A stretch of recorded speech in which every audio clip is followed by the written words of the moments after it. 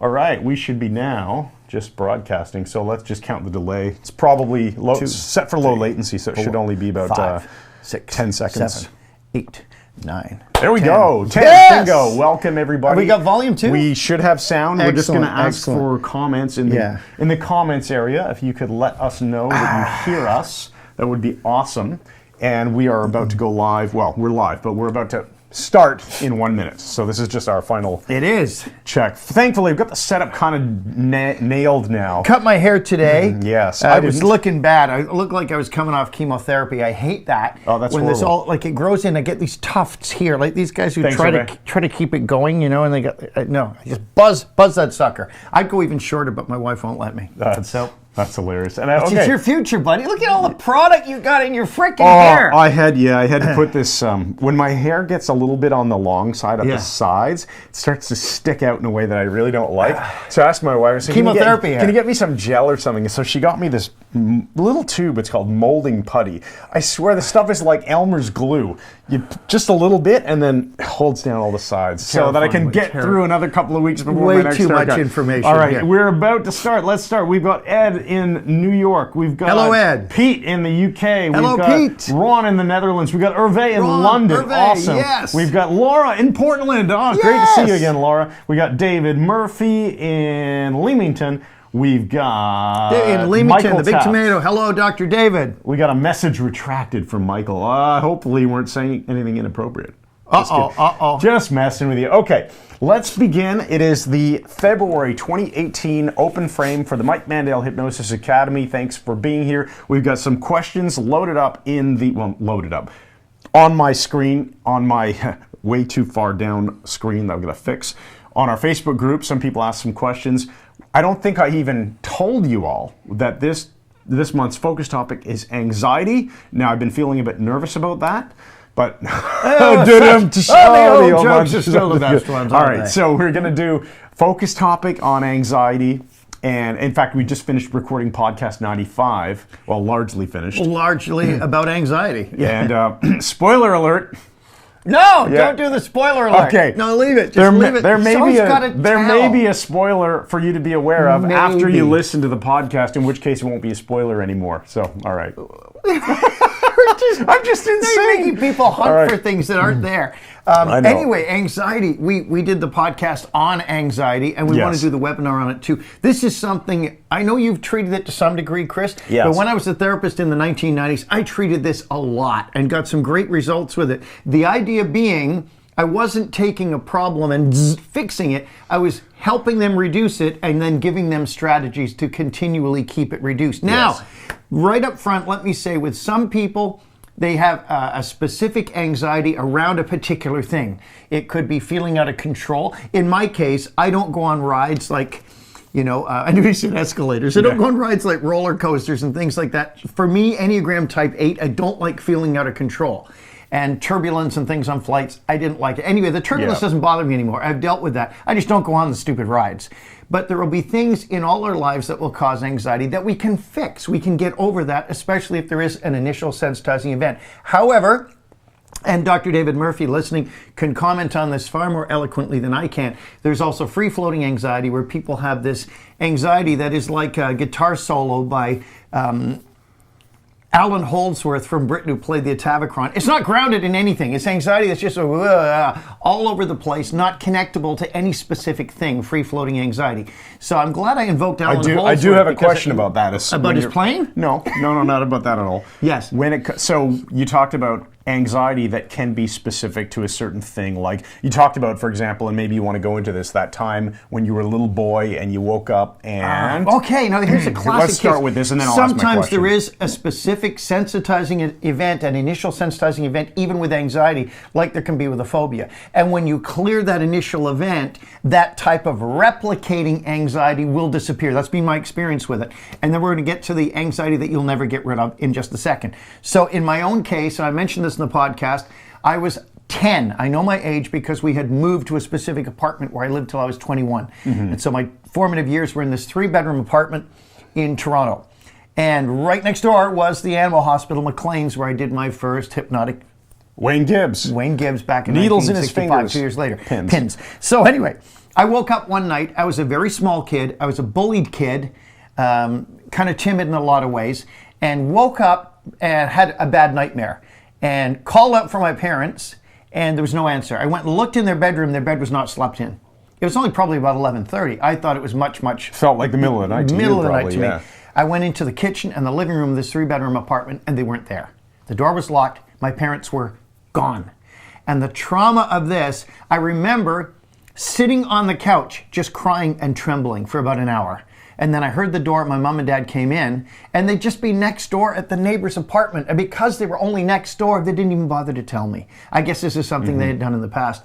But They didn't want to worry scared you. the crap out of me. And that then set up a pattern where if I felt disconnected from a loved one, I would get anxiety. So back in the 1990s, especially, let's say late 80s, before 1990, when I had my first cell phone that was this thick and this big, I used to phone home all the time because I'd be on the road a lot. I'd drive to Ottawa and back, Montreal, all over to Southern Ontario, would fly different places, no cell phone. So if I'd get off a plane, I'd go to a payphone and phone home, speak to my wife. She was my connection to the world.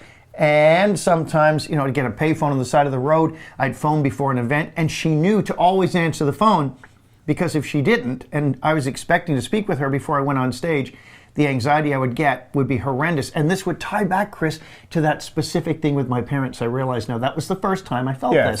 Feeling separation Feel, anxiety. felt, found. They call it separation anxiety for a reason, right? Yeah, and when I really noticed this was working with O cards, and we mentioned this in the podcast. Some of you see me use Mythos cards in our live class in Toronto with 55 different paintings on them with no explanation to trigger the unconscious. O cards are 55 cards, whatever, the same, with a larger deck with words on them, and you put one card with a picture in the middle of the card with a word and get an insight, because the left brain is giving you the word, the right brain is giving you the picture. You put this together and get incredible insights. I was going to Australia in 1990, had anxiety, and you got to understand, I'm Enneagram Type 8.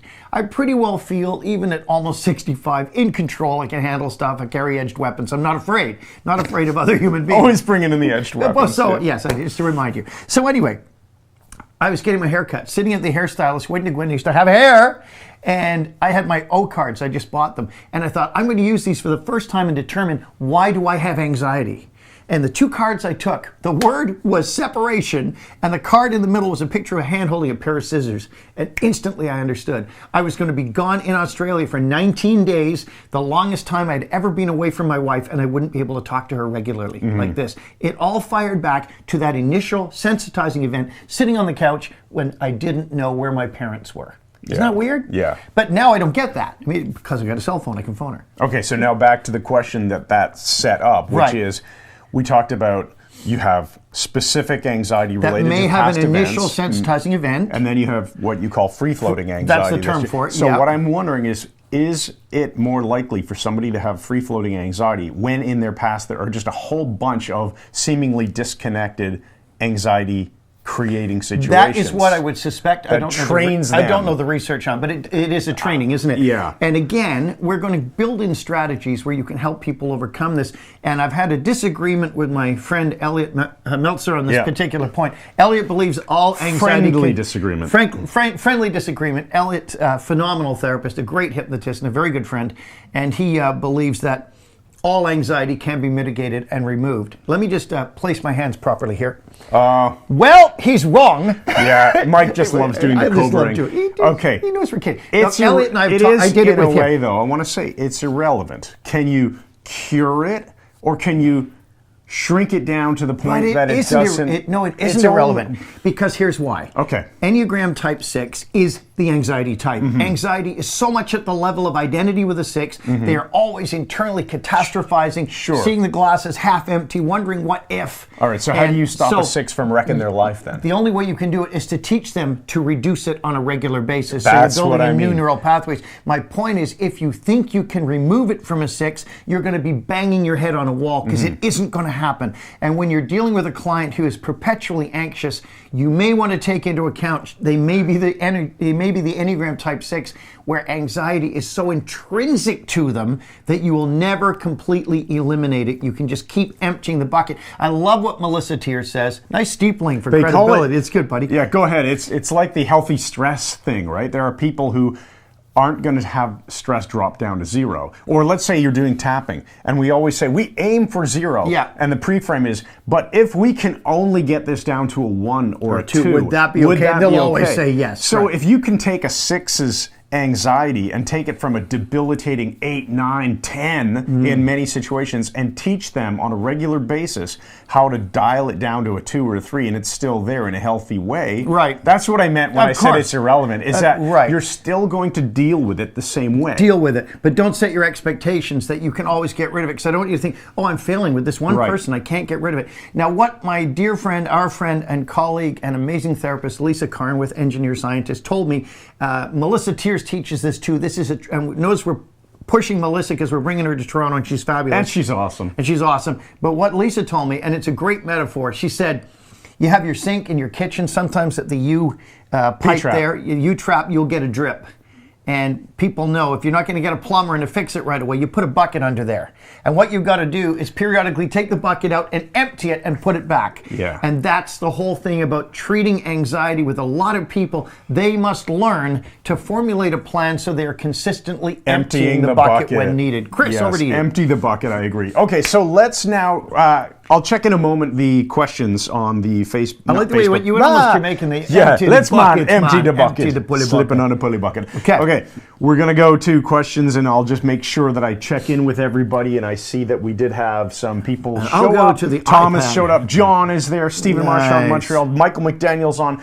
Awesome to see all of you guys here in the chat area, guys and girls. So let's talk about some specific methods of anxiety. Always, though, remember interview-style questions, right? So make sure you elicit the information that you need from the client. When do you feel the anxiety? But prior to that, let's just go through what is called the anxiety disorder checklist. Mike's got notes. Only a doctor psychiatrist is going to be able to diagnose this. Right. But these are the things you're going to watch for the client if they're answering yes to most of these questions.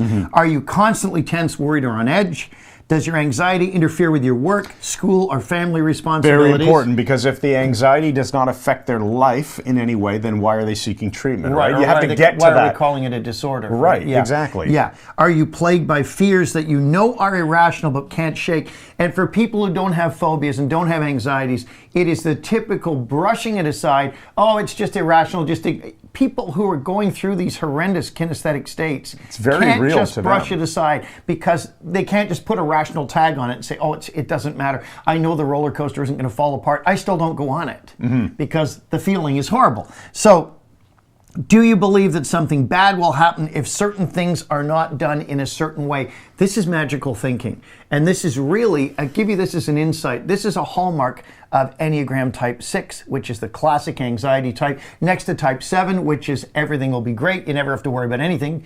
Michael C. Anthony. So when you hear magical thinking, where people are doing specific rituals to protect themselves, oh, I check the door and then I check the back door and I do it all in the sequence and then rechecking and on. I know I could turn this tap off this way, and they're doing rituals to reduce the anxiety, thinking that by doing this there will be some sort of magical effect on the universe. Like an OCD type of behavior. Not to use a label, but since that's what we're familiar with. Right. Yeah. Do you avoid everyday situations or activities because they cause you anxiety? This is where, when I've dealt with a couple of severe cases of agoraphobia, where people will not go out of their house at all. This typically started as a minor anxiety.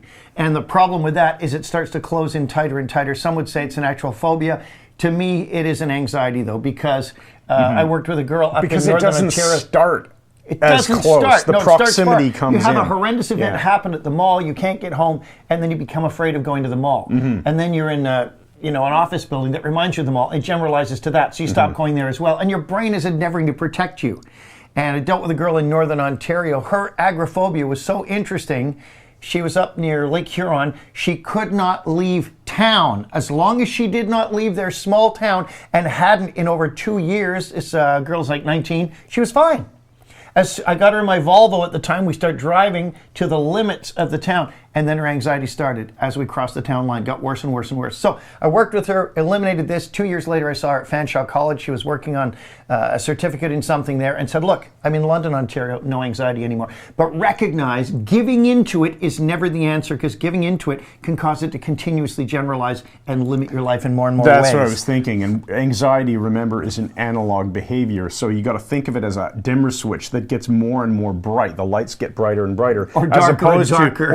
Whichever. Well, if you want to think of it as the intensity of the anxiety is the light, then it's the dimmer switch turning up the intensity, as opposed to a phobia, which is an analog light switch, or a digital light switch on we'll off. We'll edit that out. Right? We'll edit that out. So we have to understand, how is this anxiety impacting your life? What is it stopping you from doing? What is it making you do? What does it prevent you from doing? What does it enable you to do? What does it enable you to not do? Because that's how you're going to test your work too, right? Yes. If you don't know how to check your work, you don't know if your work is complete. And then how about, there's 2 more questions. Do you experience sudden, unexpected attacks of heart-pounding panic? Panic attacks are anxiety taken to the ozone. These are the things you have to rein in and help the person deal with. I dealt with this a lot when I had my practice. I've said many times, a young poetess came in from Vancouver just for a treatment, and this woman carried Ativan in her pocket, in a button-up pocket, and in her purse, just in case she lost one. And she would get panic attacks. And that was one treatment. We got rid of the panic attacks and taught her how to deal with the rising anxiety. So again, you must keep emptying the bucket on a daily basis. And finally, do you feel like danger and catastrophe are around every corner? I dealt with a case, I'm not kidding you. This woman was so anxious. One morning, she was sitting with her husband, reading the newspaper. He was, puttering around on some workbench thing, whatever. She hears a bump on the roof of the house in broad daylight in a Toronto neighborhood. Rosedale, in fact, which concludes that Santa Claus has just crashed. Worse. No. She concludes that someone had just thrown a hand grenade on their roof. It had rolled down into the eaves trough and was about to explode. Now, this woman did not live in Lebanon or Beirut or any other war zone and then come to Canada. This was not part of her past history at all. And all history is past, so it's redundant. But this is just something she developed to look for a something in her history gave her the idea to come up with catastrophe. So let's see what we got in the way of questions first. So we'll start giving some strategies here. Yeah, because we're going to definitely be going through some questions and answers from the group and then giving strategies. All right, so we got Adam in Alabama. Scott sounds looking good. That's awesome. Anna in Spain. Hello, Anna. Anna, hola muchacha. Veronique, I think in France, if I remember correctly. Nice. Thomas says hello. Steven says hello. Just seeing for question. Valerie, so glad I could be here. Robert, same question as Veronique. Oh, sorry. Veronique had a question. I missed it. Sorry, Veronique. Veronique. I had a friend with generalized anxiety disorder. Not sure at all how to proceed with her. Would be great to get some input. So we're going to be talking about that for sure. And generalized anxiety disorder is probably what we're speaking about, free-floating anxiety, people who just tend to have anxiety Again, these about are just different ways of looking at it. The problem is the person feels fear and trepidation that is not related to the real world. I just freaking hate increases in intensity. The label. Quickly to mention, right? Generalized anxiety disorder. Now here's this label, wear this. This is your identity, which takes it away from being a behavior, which we'll get to more, right? It's just... annoying. You sounded very aggressive there, Chris. Yeah. I'm feeling very anxious about it. Okay, so family member. Robert also said he has a question with a family member with generalized anxiety. She says she's not able... Sorry, hold on. Let me just look at this. Meaning she's not able to say she's anxious about a particular thing. She just feels anxious in general. Okay. Right. Yeah, I'm gonna get a table to elevate. Okay, well, let's start looking at. Let's start putting this together and let's start looking at some strategies you can teach people and apply yourself if you suffer from these things. Yes. Recognize, Chris and I, our belief is anxiety is not who you are. It's not at the level of identity. Although 6s in the Enneagram tend to put it there. It's not at the level of identity. It is a behavior. It is something you are doing, and it's not on the logical levels chart and hierarchy. It's not something that is happening to you. It isn't a thing you own. I have anxiety. No, it is something you are doing. You have to do anxiety. Watch out for statements that you'll hear where people might say something like, "You're making me anxious." And you have to question this with the meta model. How specifically? Well, so you have to really utilize your NLP tools as well. Those of you trained in NLP, and those of you who aren't, just Google the meta model and learn it, and it will give you some great ways of getting to the source of this stuff, or learn clean language, which is also another way of dealing with this by loading on the positive stuff. You're never going to use clean language to unpack a negative. So when the person has these things, it's very important in order to remove it, if you're going to use, say, my 6-step tapping method, what I recommend is you've got to have a word that defines it, a label you can put on that feeling they're feeling. Remember, you don't want them in their head thinking about it. You want them feeling it in their body. Tightness in the chest, whatever words they're going to use, Yeah, tightness in the throat is a common one. Lumpy feeling. Pounding heart. Or, I just feel scared. Whatever they call it is the term that their amygdala has used to code it. Yeah. Now, why is it important that they physically feel it? Well, I think that you have to have that ego state in the executive in order to deal with it. That's why this young man is the only hypnosis trainer I've ever created. All right. Certificate 001. Now, listen, you want that executive ego state to be the one that is feeling the problem, not one that's looking at the problem over there. So you have them feel it now. And if they can push it even higher, that's fantastic. It's in your office. It's totally safe. Because if they can push it high, what message is that sending to them? They are able to control it. Right. If just you can turn it up, you can turn it down. Just like a weight management client, if they have been able to put on weight successfully in a known way, they now know they can control it by reducing their weight. Like Milton Erickson would get people to gain exactly 5 pounds before they could lose any weight. And they would gain exactly 5, and then their weight would start dropping away because it sent the message to their unconscious that they have control over this. Principle that will guide you very well. If you can make something feel worse, you are proving to yourself that you're in control of it, and therefore you can also make it feel better. It's a weird opposition of opposites. Yes, again, that's a great way to look at it. Interesting stuff. So, let's say you're going to do the 6-step tapping. Have them feel it and say, what are you going to call this? And my bad feeling. Okay, use their words, not yours. And you say, okay, tap here and say, my bad feeling. Tap here, my bad feeling, my bad feeling, my bad feeling, my bad feeling, my bad feeling. Breathe and check again. Now remember, you're going to notice and treat. Notice and treat. This is pure Larry Nims. Whatever method you're using, notice and treat. In order to notice, you've got to get the SUDs. You've got to get the subjective units of distress in the beginning. You have to know, how bad is it right now? Not how bad was it when you got lost in the national park. How bad can you make it feel right now? Get a number out of 10. It's an 8 out of 10. Okay, so you do this. Check it again. Notice, how bad is it? It's a 3. Treat it again. Notice and treat, notice and treat, notice and treat. Give them the tools to depotentiate this terrifying thing when they're away from you. Chris.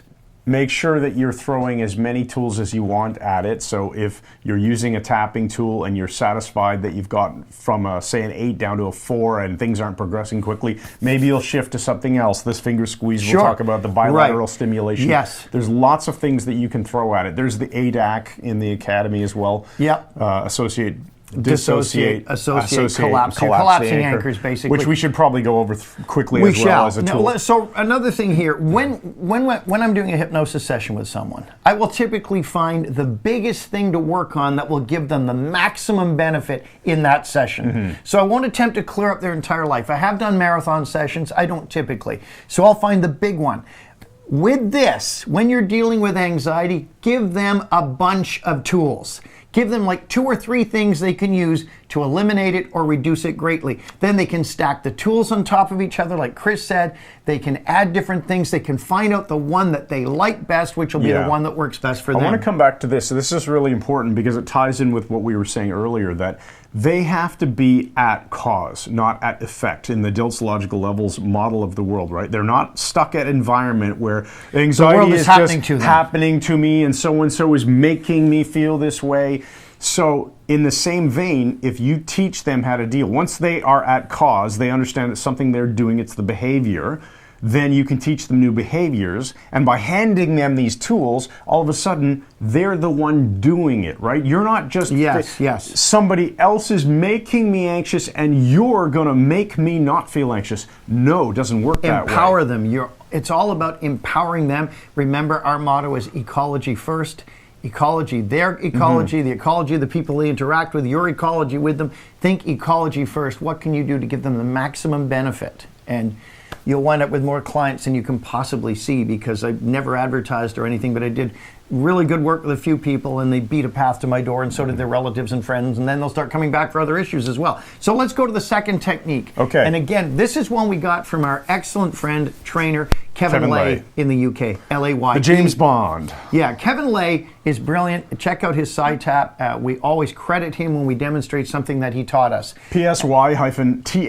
Sidetap.com. So Kevin does this amazing thing for anxiety and panic attacks. It's incredible. You have the person put their non-dominant hand out. Some of you know this, some of you it's brand new. He's left-handed, hence the mirror image.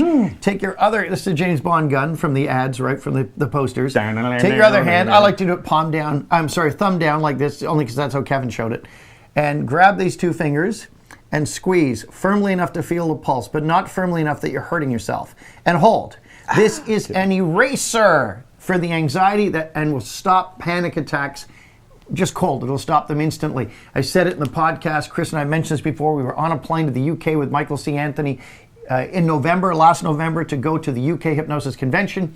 Young lady sitting next to Michael, one seat away from me. Young Pakistani Canadian girl. She's like 18, 19, student at the University of Toronto. We get talking. We start taking off. She says, "You guys are hypnotists, right?" We said, "Yes." She said, "Can you do anything about anxiety and fear of flying?" I said, "Are you feeling it now?" She said, "Yes." I said, "Put your two fingers out." I said, "Squeeze here, hold it, and just keep squeezing it." And she did. And about 10 or 15 seconds, she just looked at me in shock. And she said, "That is effing unbelievable." Her panic attack just disappeared. I don't think she had to do it again on the rest of the flight. Thank you, Kevin Lay. She was napping. Yeah. So it was phenomenal. You can see what can be done with this. Teach this one to your clients. Yeah. And we recommend that you stack on top of it 7-11 breathing. Let me just go to the question area here. All right. As well. So we have, okay. Yeah, feel free to throw in your questions here if you want. Veronique just also mentioned earlier that she has a friend with a deep fear of losing people she cares about. The ISE seems to have been losing her mom suddenly at age 7. I could certainly understand that being an ISE. And that's probably one of those situations where I would believe that is the ISC. A lot of the times people will think they know what it is, but well, you can always check. Hypnotize her, take her back to that check event, anyway. Ask, is that follow the effect bridge. Is that the first time it happened, or is there an earlier event? Let the unconscious mind take her back, or you can do it with timeline therapy if you're trained in that. Find the ISE, clear it up, always have a safe place for the person to go to. And I like the dipping method. Take them into the event, abreact it if you want, bring them out. Let them rest in a safe place. Put them back in, releasing more negative motion, bring them back. If you don't abreact, do it all externally with something like timeline, or do it through the tapping. Have them talk about the event. Remember to clear things like this: first time, worst time, most recent, hypothetical next. Zero every one of these, the problem will disappear. Then give her the tools to use it on any other anxiety that arises. She's asking, Veronique's got a very good question. So in the academy, I believe it's lesson 17 where we talk about anxieties and phobias, and we teach the rewind technique. And so Veronique is saying, her situation, this kid, 7 years old, was just told, "Oh, your mom passed away." So she doesn't have any... What on a front? There's no preparation, nothing. Let me read you the exact wording that she used, just so I'm not getting it wrong. She was just told that her mom had passed away, and that was it. No images, no film to do a rewind technique on. Okay, then you Is that really true, though? Whether it is or not, you use the technique on her perception of the event. Exactly. We always treat the perception, not what actually happened. So take her back to the instant she found out what had happened. And she'll have that as a visualization. Yeah. Yes, eliminate the stress in that. Always building in resources, always encouraging with your words and your vocal tonality, and give her the empowerment. Also, as Kevin showed me, he said the ring finger is grief. So there's another one for you, the ring finger. So utilize this. It'll work for you. If you add the 7-11 breathing to it, which is very powerful, this is a great way for people to consistently empty the bucket at the end of a day. When you feel you're getting stress that is turning to anxiety, or when someone does, remember, again, you must jump in on it right away. Don't let it build. The more you permit this to build, the more it's like a wave gaining power that's going to knock you over. As soon as you see the sea change and it begins to rise, that's when you must apply the intervention right away. We're not convincing people, oh, you need to feel better, we need to be positive. No. Explain to your clients the neuroscience behind it. Melissa Tiers, another great trainer, said a little neuroscience goes a long way. And what she means by that is just explaining a little bit of it to the subject and saying, do you realize we're not trying to get you to be positive, optimistic, talk your way through this, face your fears. No, we are changing the wiring of your brain by doing these processes, actually changing your brain through neuroplasticity so you can't get back to the other problem. When people realize that, they go, oh, there's science behind this. Okay, and they will immerse themselves in whatever you ask them to do. So 7-11 breathing,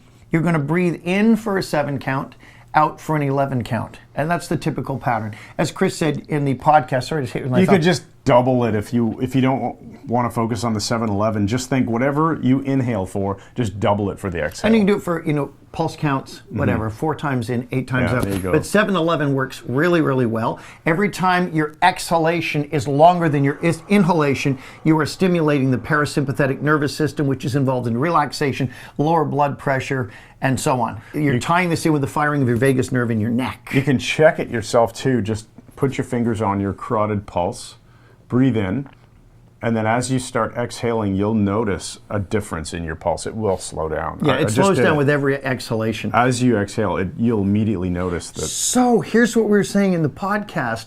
Stack these things on top of each other. Teach the person the 7-11 breathing. Have them do it in your office. Notice how much different they feel. Check their pulse before and after. You'll notice it has slowed down if you want. And then have them do the breathing while they're doing the Kevin Lay finger squeeze, and watch what'll happen. You're layering this on top of the breathing. The effect will be profound and will take it down very, very quickly. I was just thinking of, we could also talk about the bilateral stimulation, something somebody posted a video on in the MMHA Engage Facebook group recently. It's another good technique. I'm just looking for something we can use as an example here. Painter's tape. Nice. We mark our spot on the floor with this, and but you can do you want to talk about it? We don't mark a spot on the floor. We're in a no, we're just perfect. Yeah, in a very expensive television studio here. Yes, yeah. Okay. That's not a green screen behind us. Costing us thousands of dollars per hour just to be here. Actually, I wonder if that'll look gray. Yeah, look at that. This is actually green tape. Okay. Come on. But because we're using a green screen. Okay, I'm looking at the wrong screen. Look here. It disappears. Yeah, the tape just disappears. Okay, I want to make it disappear. Isn't that awesome? So you actually can't use that because no one will see it. So hold it here. Yes. And watch it appear as I turn. Okay, I have to do it once, guys. I'm just really, really into this. He's just really enjoying himself here. Just be a second. This technology amazes me. Hold it inside. It vanishes. It pretty much does, it comes back. Okay, I'm done. All right. So show the bilateral stimulation. Okay, Chris. I guess they can see that. So the bilateral stimulation, you're going to have somebody. No, you can't use that. Here, try this. This cloth? Oh, no, that's also going to disappear. We're going to get something, buddy. We need something that isn't green. There we go. There we go. Black marker. Okay, so here's a black marker, and I think, yes, there we go. So black marker, you want to tune in again. I'll give nice you room. In a relaxed manner, I think. If you tune it, you want to be, okay, before I go through this. In a calm How state. do you reconcile, come back here, or the shadows are going to be hit me when you start doing all this stuff. I know, I'll get you to move then. Okay. How do you reconcile having the problem state in the executive, that anxious state in the executive, and being relaxed when you do it? I don't reconcile it. Okay. What you're doing is you're treating the anxious state. So you're getting the anxiety state into the executive, and you're imagining that you can be. I would no. See, you're mixing two things. I wouldn't use the 7-11 breathing in order to treat.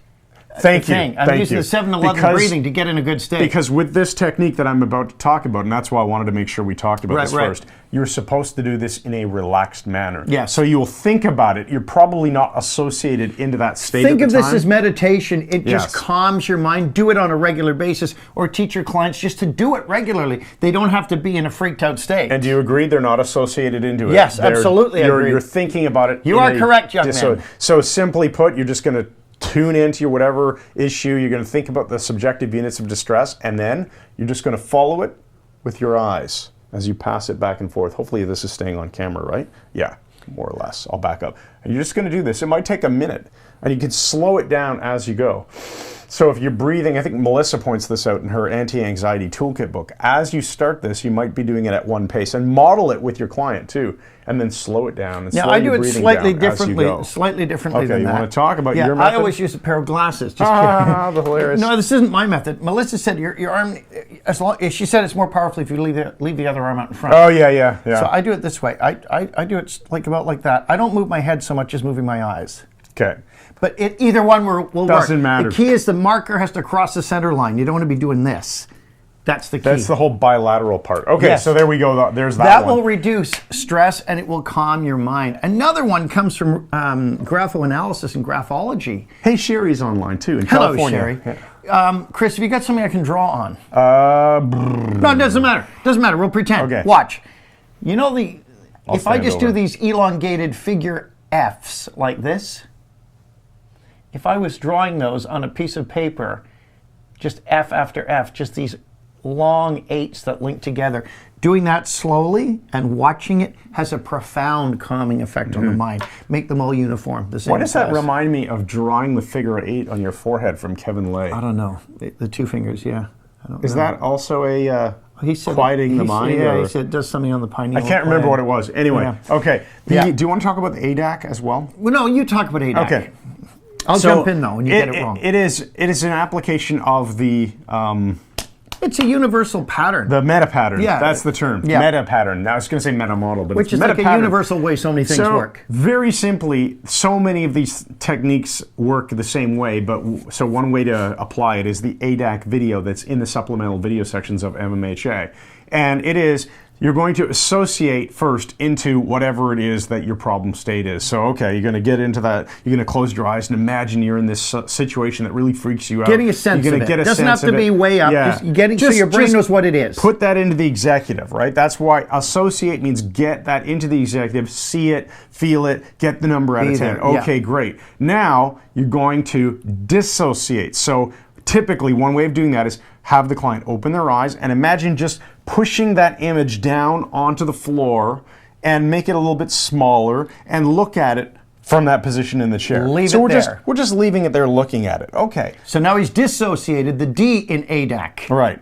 Then you could simply close your eyes again and tune into something where you felt more empowered. So associate again, but Into a into a powerful different state. state. So leave this crappy one here, out there, close your eyes, get back into, well, tell me about that time when, remember when we were doing the interview and you told me about that presentation that you delivered a couple of years ago in front of all your colleagues, and it was amazing. Yeah, how were you breathing And- then? Yeah. Go and back into how it. did you, when did you feel, when did you know that it was going great? Well, it was, 5 minutes into the presentation when everybody had put down their phones and was riveted on what I was saying. That's right. And you felt amazing. Use their words, tune them into it, right?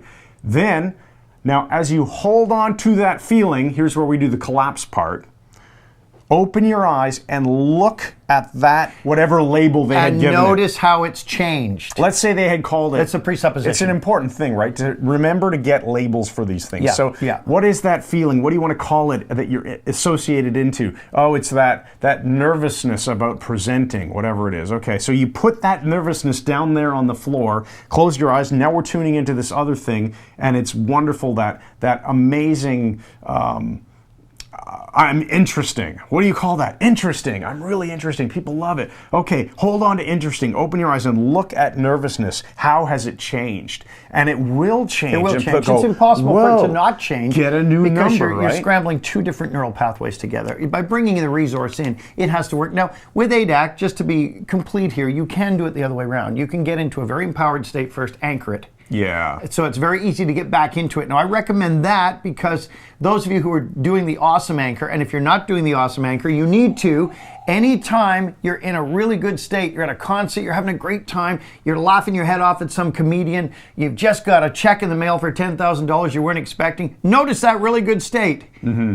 And lock it in. Fire your awesome anchor. We recommend ring finger and the tip of the thumb. Press them together and say, awesome. So you're saying it, you're hearing it, you're feeling the touch, and you're looking at that at the same time. And every time you go through a really empowered state, stack it into your awesome anchor. So now that can be your cure. You can bring your awesome anchor to get you in a powerful state. Now you're going to do ADAC, associate into the bad state. Dissociate, Chris said, make it small, push it down there somewhere, fantastic. Now, get into your really good state. Awesome. And look at that. Watch, how has it changed? Now remember, notice and breathe. treat. Remember he said, Larry Nims taught you, notice and treat. So notice means elicit the number, right? So what is it? Oh, it's not an 8 anymore. It's a 3. Wonderful. You feed that back. That's right, a 3 now. Notice it's a 3, so now treat the 3, right? Maybe you need a different association into a different peak state, and you're going to loop it around again and again. And you keep bringing in resources. John Grinder taught me that you can eliminate all kinds of problems simply by overloading them with enough positive states and enough powerful stuff. And what so else in we our got in case, the questions here, buddy? you have positive states and you have tools. So you have this tool, you have the finger squeeze, you have the 7-11 of breathing, you have the ADAC type of stuff, any meta pattern. And let's get, what about hypnosis? Technique. Let's talk about pure hypnosis dealing with this. Of course, you can deal with anxiety through direct suggestion in hypnosis. Just give them a suggestion. You know, your anxiety is dissipating. Maxwell Maltz, psychocybernetics, have the person relaxing more. And as you relax more of your anxiety turns to smoke and fades away from your body, never to come back. You can do it through direct suggestion. You can do it through guided imagery. Find ones that will work for the person. Where do you feel at your best? Oh, when I'm sailing. I feel great. And obviously, they've never been attacked by pirates. So you don't want to bring pirates into the hypnosis. It was brilliant. Comic genius. Okay. So having done that, recognize that you can do not only direct suggestion, but you can do the control room. Find out what the anxiety lever is, the anxiety lever, the anxiety switch or knob, or whatever it is. Or the meter stick, 100 at the top, remember 0 at the bottom, the imaginary meter stick with the colored plastic slide. Have them tell you in a trance, what number is their anxiety at now? Reach out with your hand and push it down yourself as low as your unconscious mind will permit you to do. That way you're getting unconscious compliance, and you're going to be able to write down digitally what number it's at, and sometimes the unconscious will let them do it. Now that is way more powerful than having them sit there while you say it's going lower, it's down to 48. You're not feeling anxious anymore at all. Or even counting down for them. Having them physically reach with their hand, feel that plastic slide and move it physically forward. You'll also get a built-in trance deepener because they're forced to sort of tip forward. Remember, if you're going to use direct suggestion in hypnosis, focus on the target state. So you're not going to sit there and amplify what they don't want. And you're no longer feeling all that anxiety. You're not feeling that horrible panic anymore. Okay. And the reason we're saying it's important is you don't let anxiety get to panic attacks. And that's the worst. And that's why you can use these things to remove it in advance so it's never getting that bad. What were you saying? I was just earlier when you were talking about that situation where you were a kid. The pirates. Now when you woke up and you were, looking for your parents and they were not there and you were on the couch, are you associated in that memory or are you dissociated when you think of that? Actually, I'm dissociated. I want you to, can you associate into that and really just dial up that feeling, I'm going to kill him in a minute. Okay, let's go through the questions because we're already at the 40-minute mark. That was a really good, thorough presentation. I like it. So thank you, Christopher. You did very well yourself. Let me permit myself to glance down and look at the questions that were sent in advance. Luke, he says, excited for the open frame. I dealt with claustrophobia in the past, and I know how crippling this can feel. Terrifying. It's probably better dealt with before hitting a trigger point, but is there anything that can be done in the moment to help yourself or someone else with anxiety? Maybe. Oh, actually, I wonder if he posted that when he didn't know that the focus topic was going to be anxiety. So, yeah. Luke, we read your mind. Apply everything we've just done. Yeah. That's freaking great. Okay, let us know if that didn't answer your question, but I think it has. Because I didn't actually post in the event what the subject was. Understood. Amazing. Will you be covering secondary gain? And this is Pete Allison. If you do have suggestions for dealing with secondary gain, especially those stubborn so-and-sos, stubborn so-and-sos, who seem determined to hang on to it as part of their personality. Okay, well, we're not going to go into secondary gain in this. We're dealing purely with the reduction of an analog phenomena that's expressed kinesthetically. But I did mention it in the sense of saying, what does this permit you to do? What does this permit you to not do? The Cartesian coordinates. What does this not permit you to do? What does this permit you to, and all these different ways of looking at it will typically identify secondary gain. The idea is if you do not address secondary gain, the problem will come back. The energetic model says there's no such thing as secondary gain. you just eliminate the problem. So find what works. Find what works for you. Just do not fall into the typical error that you'll get a great methodology that'll work well, and then you'll start throwing it at everything. Yes. Keep your mind open and keep your toolbox open and ready. You can go to whatever you need to at the time. Secondary gain should be discussed in depth, probably in another podcast. Okay, Christopher Graves has a question, and I'm going to read it, and then we'll spend appropriate time on it. What is the best way to help a child who has experienced trauma? Now, before I go on, I want to make sure, let's attack it from both angles, because I don't know if he means treating the child or treating the adult that was a child that experienced trauma. So I'm not sure which. We'll talk about both. Right. Related question, what is a better way to phrase suggestions like, it wasn't your fault and you didn't do anything wrong? What is a better way to say that in positive terms? Oh, good question. Good question. You did all the right things. Yes. The other person acted badly. Yes, somebody else caused this to happen to you, and you are now through it and can move past and can learn from it. The whole NLP model that people aren't broken, they function perfectly. They're just using things that aren't useful in those situations. You did the best you could at the time, and now you know how to do even better. Exactly. Working with abuse victims, my aim is always not just to empower them and free them from the trauma, but to ensure they are never going back into an abusive situation I have a personal story from childhood, actually. Okay, bring it on. So this, I don't know if I've ever talked about this one in the past, but so Mike, when I grew up in Ottawa, so I was probably about 13 or so. When I was turning 11, we moved from Montreal to Ottawa. Okay. And the house that I lived in, the backyard faced a big open field. There were train tracks and then a huge wide open field. It's probably all houses now. And my best friend, Chris Jaguar, and I, we used to go out into that field, and one day we thought, oh, we'll go out into that field, we'll bring our slingshots, imagining we're gonna go hunting birds or something. Anyway, we're on a walk, on a hike through the forest, and we come across, well, long story short, we come across like a hideout that some older teenagers, maybe 16 or something, and they had like some beer hidden and whatever. They thought we had stolen their beer. Uh-oh. Wasn't us, obviously. You did tell me this. Yeah. And you've had a drinking problem ever since. One kid, basically, my buddy Chris recognized somebody from his school who said, oh, hi, from a distance, and that was just a distraction. So the other guy, even bigger, could just come right up and just grabbed me, and he started threatening us, like, you stole our beer or whatever. I was like, I've never even had a sip of beer in my life. I don't know what to do, and I was terrified. Nothing ended up happening. We talked our way out of it, and thankfully my buddy Chris was a very smart guy too. But that traumatized me. The anxiety was, well, what if they had beat us up? What if, they hadn't let us go? And the what ifs start happening, right? Anyway, that freaked me out. But if I look back at that now as an adult, and that was quite a lot of trauma for me, it's, okay, now I am stronger, I'm smarter, and if something like that was to ever happen again, I'd know how to deal with that. Yes, and as Alan Rickman, the actor, put it so well, by Grabthar's hammer, by the sons of Wovang, you shall be avenged. Yes, there you go. So, there we are. Anyway, just from personal, that's personal just personal story. And at that time, it was probably the most terrifying thing you can imagine. I didn't even want to talk about it to my dad or anything. I think I did tell my dad what happened. Nothing, like, we hadn't been hurt, but emotionally it just scared the beep out of me, right? And this is a thing that we think is really important. Spend time working on your own stuff, guys. I really mean it. I've treated so many therapists over the years, because therapists that were great, B1651, the metaphor, therapists that were great at helping other people, but they didn't look inward into the abyss and clear their own stuff. So let's make sure I'm not there, neither is he, but we keep moving forward and keep clearing things. Okay, so to Chris's question though, what are some ways to help a child who's been through a trauma? Well, again, it's too general a question, right? Yeah. Always building in resources, always ego support. I love using this, even with kids. They love it. The tapping on the back of the hand in this channel between the metacarpals, have to say the positive affirmations as though they believe them. I am feeling great. I'm a great kid. I'm smarter than I ever was. I'm stronger than I ever was.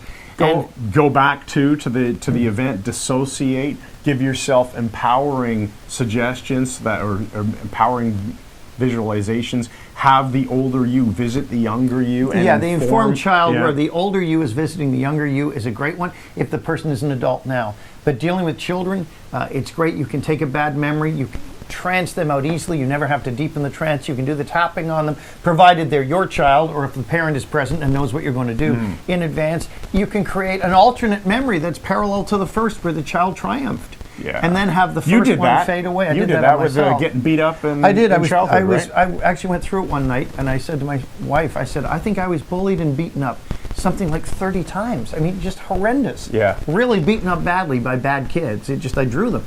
And I went back, and in self-hypnosis, changed all those outcomes. So I was putting cestari chokes on these kids and neck cranking them and stuff. And also, feeling much better now. Props to Christopher. He posted a video, a 1-minute metaphor, in the MMHA Engage group. And I know for a lot of people, posting a video is like a huge thing, and it's difficult to get that comfort. And you did it, and you did a freaking great job. And you had so many interesting pauses where I was wondering what's coming next. Exactly what's coming next. And the metaphor was freaking great. So well done, well done. Well done to all you guys for showing up and applying these things and asking the right questions. Let's just keep changing the world one person at a time. Yes. Oh, and Eddie said she can't be there. She's going to catch up later. Chris is awesome. Hold on. Christopher also said, when it comes to working with children who've been through trauma, what are some things that can help them heal? With an adult, we can have them look back on past events through the eyes of a child. Okay, so I think he's talking about dealing with the actual child. But with a child, they most likely haven't developed those resources yet. So related question, I've been wondering for a while if there are better ways. We already use the as if frame. Okay, it's basically a rephrasing. It's a rephrasing, same thing. But another thing we'll just add quickly is you can use the as if frame. Who does the child really respect? Who would be able to deal with this? When I got rid of the kid's gagging reflex, who do you really, really, really like who would never gag? And with him it was Doug Gilmore, who was a Toronto Maple Leaf hockey player. That's the person who fixed it for him in his hypnotic session. So find out who the kid admires. Is it a fairy princess? Is it Lord Voldemort? Is it Chris Thompson? Get your hero and have that person brought into the hypnosis. You can fix all sorts of things that way. With kids, it's imagine, right? A lot of the time. Just pretend becomes your induction. Obviously, if this is an issue of safety, right? If the kid is traumatized because somebody's beating him up, then you don't want to fix that necessarily with hypnosis and a therapist. You want to deal with the danger, right? That's why adults get involved, and teachers, principals, whatever's, if there's bullying, if there's something. But if it's a situation where the kid went through some sort of trauma, now you can just map across, like you say, Mike, the kid does not have the resources yet, the experience of being an adult, but he can imagine them from a superhero or from someone else. You can build in a powerful future for them, what they're going to be one day. Yes. And it's a remarkable thing to do. I did the informed child and went back as an adult to my own childhood and fixed all sorts of stuff that way. And again, a lot of stuff happens, unfortunately, and people might say, well, I can't speak authoritatively on this because I'm not a parent. Well, I can speak authoritatively on it because I was a child. Yes. So I know what worked for me and what's worked with other kids I worked with. And overprotective parents, helicopter parenting, where every second the kid cannot experience anything bad. I love the Jordan Peterson line, do you want your children to be safe or do you want them to be strong? Think about it. Yeah, good point. Okay, I think we're pretty much near the end. Let me get our new ending music, Chris. I don't think we have. Let me just go back to the YouTube stream. Are we going to lunch off? Well, we'll do that. Yeah, we're going to eat something. Let's just check to see what's going on in the questions before we go away. Okay, Veronica was away and is now back. Okay. Can you only ask questions about anxiety? Jeff, no. So, no. When we do open frames, we have a focus topic. But you can ask any questions pertaining to any of the stuff that we teach in MMHA. Yes. The idea is that this is the interaction as though you're in our classroom. We're replicating, not perfectly, but as best we can, the live classroom environment. So in the classroom, we'd have open frame, and it might be a question on suggestibility tests that we just discussed, or it might be a question that on forensic hypnosis that we didn't discuss. Or chronic pain, or anything. So if it's about hypnosis, self-improvement, it's fair territory for these open frames. And if we don't answer the question now, because I guess you didn't know that you could, ask them in the Facebook group, and we'll always just go in there and make sure that you get answers. And if David Murphy is still listening, I'm not going to get a chance to talk to you about this now because I do have to eat something. But at some point, bro, I'd love to talk to you about DMSO and if you've had any experiences with it, because I've had some phenomenal ones lately. So we'll return to that. Michael McDaniel wants to know, what if you can't move the person up in their suds? Let's say you're doing that whole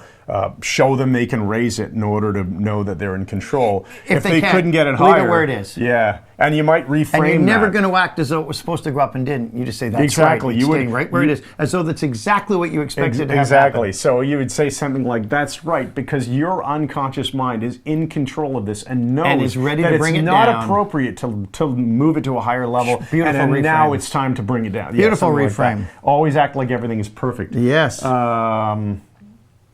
Anna said there's a funny sound along in the background. Is the micro a funny sound? Okay, I don't know. I noticed that too. Lots of static, question mark. It's gone. Probably, you know what? It was probably me. It's probably my microphone right here. Which is why I got rid of the cords on mine. Probably causing a problem. Guilt and feeling bad. Guilt means, Lisa says, you have done something wrong, so many things that we feel guilty about and didn't do anything about. What we are mislabeling guilt. Okay, good comment. Yeah, I like that. Guilt feels we've done something bad. Shame is anxiety, there's something wrong with me. Anxiety and ego states. Anxiety solved with one ego state, and then another one pops up. Yeah, sure. So Notice once and you treat, fix an issue, notice and treat, what notice are you and treat. noticing right now? I'm noticing that instead of anxiety, it's guilt. Okay. Notice and treat. Boom. Treat that. Notice and Perfect. treat. And David Murphy says, sure, let's chat. Thank you, David. All right, Dr. so we David. are officially done then. Excellent, buddy. We're going to lunch off. Great podcast, guy. Okay, Good work, great. guys. If you like our new ending music, we have 3 official songs in MMHA. The Seal song, Kiss from a Rose. Yes. We Freak built out. the city on rock and roll. We haven't even done that one with them and our yet. favorite one now. Yeah. All right. Makes no sense yet, but it will. Stay tuned. Thanks again, everybody. And hold on. I gotta go to clear layer. What a great song. And good night.